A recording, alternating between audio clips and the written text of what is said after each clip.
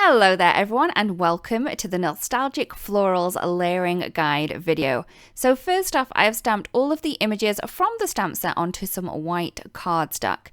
I'm then going to take stencil number 1 and I'm going to line up this cluster of leaves that we have here. I find that this is the easiest place to start with this one. For this layer here, I will be using the Sea Forest ink on a large blending tool just to add the ink through onto the leaves. Now once I have the leaves lined up, all we need to do is keep the kind of orientation of the stencil the same and then move that slightly over to add in these two large petals. For these ones here, I will be using the Coral Berry ink to add the ink through the stencil. Once that's done, we just need to move that over slightly again just to add in the flower center. And for this one here, I will be using the chamomile ink.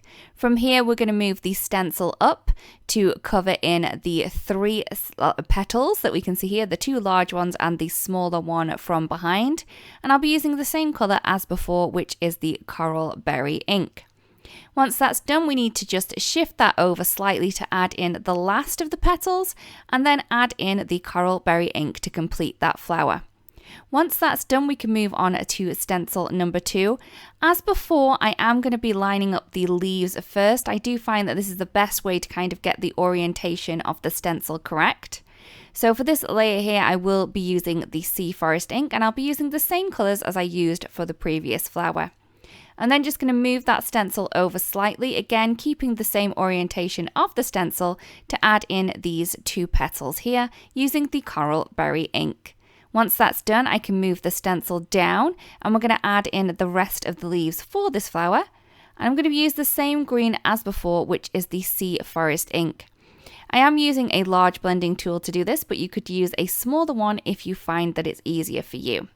Once that's done, move that down slightly again to add in the flower center using the chamomile ink as before. I'm just going to move the stencil up slightly to add in these two of the largest petals using the Coral Berry ink. I am adding more of the ink to the center than I am the tips of the flower to give this beautiful gradient look.